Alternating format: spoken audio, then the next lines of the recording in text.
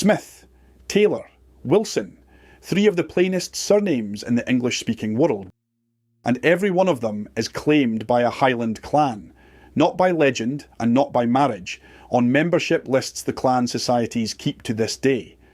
If one of those names is yours, you may belong to a clan that has never heard your voice. The Highlands have a word for families like that. A sept. The word is newer than it sounds. Borrowed in fact, and one or two clans refuse it outright. But the thing it names is real and old. A family or clan counts as its own, even though it carries a different name. Not Cameron or Macpherson or Gunn, but bound to them on the clan's own roll. And those rolls are not museum pieces. Here is one, kept by Clan Cameron, a name on record since the 12th century. Listen to what it says in the clan's own words. Anyone bearing a surname within these listings are considered part of the Clan Cameron and are entitled to membership in Clan Cameron associations worldwide. Considered part of the clan, entitled to membership. That sentence is published today, above a column of names that don't sound Scottish at all. So how does the plainest name in Britain end up on a Highland roll? To answer that, you have to unlearn almost everything the tartan tins say a clan was. Here's what this film covers: what a clan actually was, and why it was never only a bloodline, the trades and the sons that turned ordinary names into clan names, why one surname can sit on 3 different clans' lists at once, and why that isn't a contradiction. It's the key to the whole system. And at the end, how to check your own name properly, including the part the ancestry sites won't tell you. Stay for that. Every week we trace another name. If yours should be next, subscribe and drop it below. Start with a fact that sounds impossible. According to Scotland's own national records, the 3 most common surnames in the country, holding the top 3 places in every single year of a register series that runs back 51 years, are Smith, Brown and Wilson. Not MacDonald, not Campbell. 3 names you could find on any street in England or Ohio or New South Wales. That is not a coincidence. It is how the clan system actually worked. The word clan comes from the Gaelic, clown, and it means children. The children of Donald, the children of the parson. And that one word has misled everyone ever since, because it makes a clan sound like a single enormous family tree sealed by blood. It never was. A clan ran on kinship, real or believed, and just as much on land and loyalty. You lived on the chief's ground. You might pay your rent in oats, in cattle, in coin, or in service. You answered when he called. He stood for you when it mattered, and that made you his, of the clan, whatever your father's name was. A Highland clan was less like a family tree, and more like a neighbourhood, under one flag. And a neighbourhood needs more than warriors. It needs weavers, herdsmen, millers, and above all, it needs a man who can shoe a horse and mend a plough. One trade mattered so much that its name now tops the surname lists on both sides of the Atlantic. We'll open that forge in a moment, because every plain name on a clan's roll came through a door like that. A trade, a place, a father. Most of those doors were ordinary. One of them, we'll come to it near the end, was cut by a law that made an entire surname a crime. The forge first. Every clan needed a smith.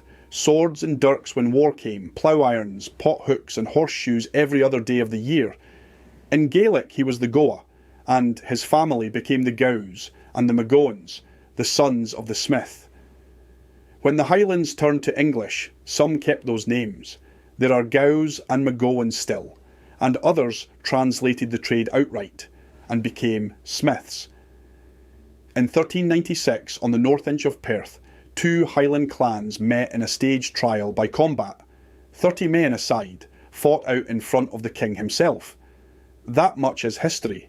The legend belongs to a smith called Henry Wind, who, as Clan Macpherson tells it, stepped into the line to make up the numbers for a day's pay, and never really left it. And the Macphersons are honest about what that story is.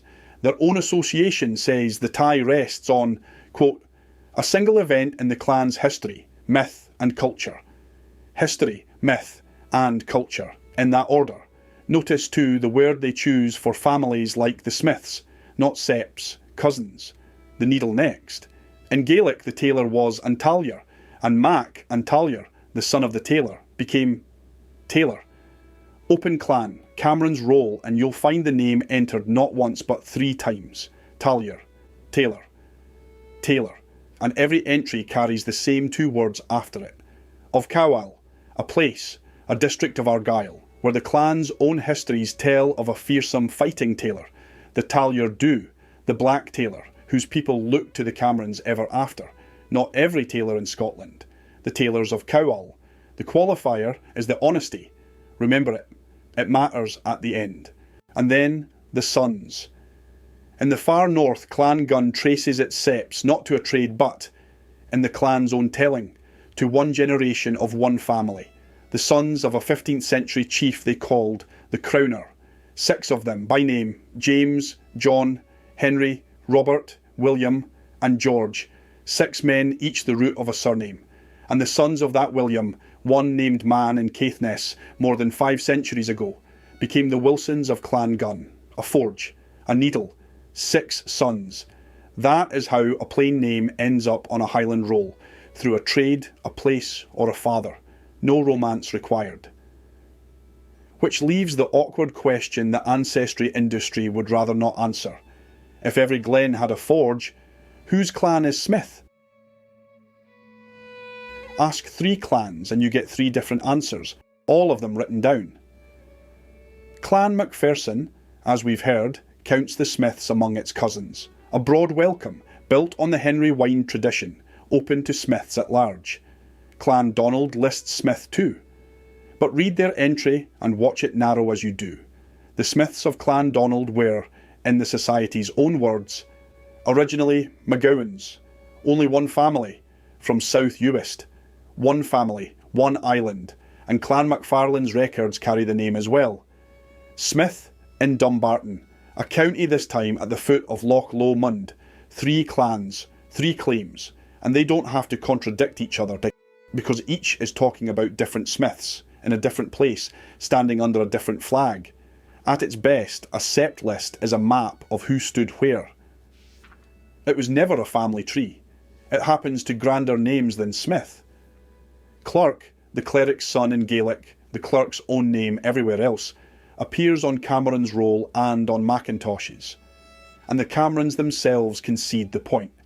Outside their own country of Lochaber, they write the name is their word, claimed by the Macintoshes.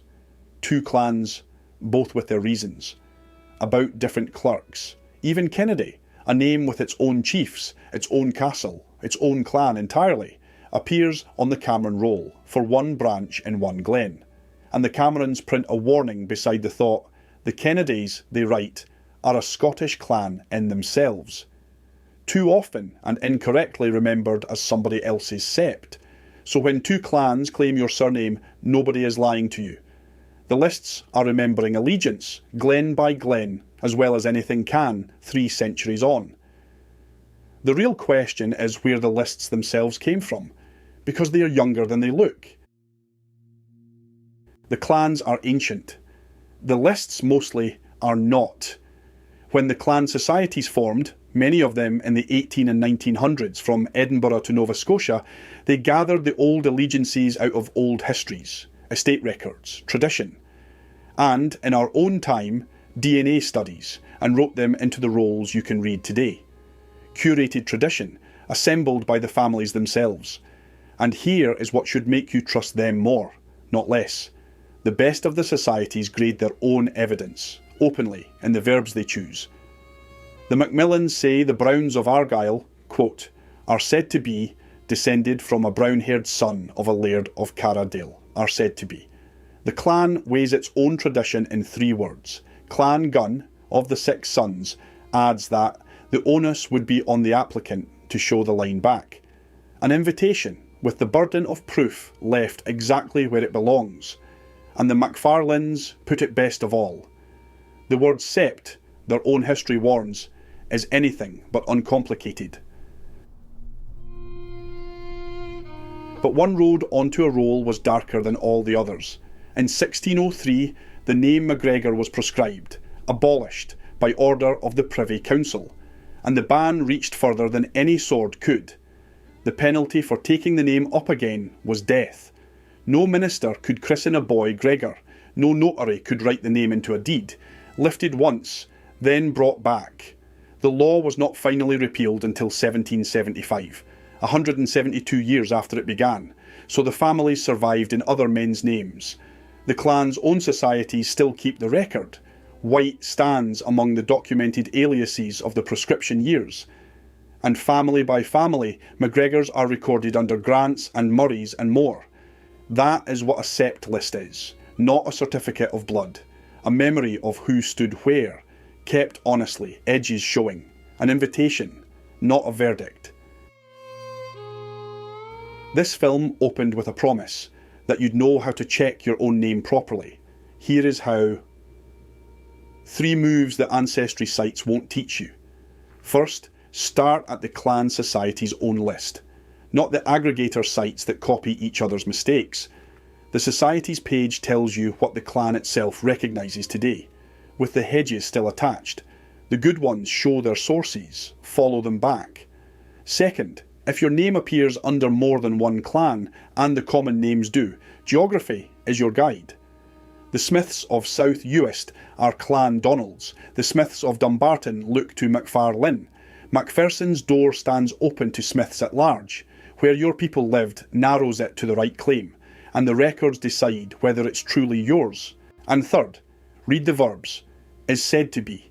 Tradition holds. The onus is on the applicant. Those are not weaknesses.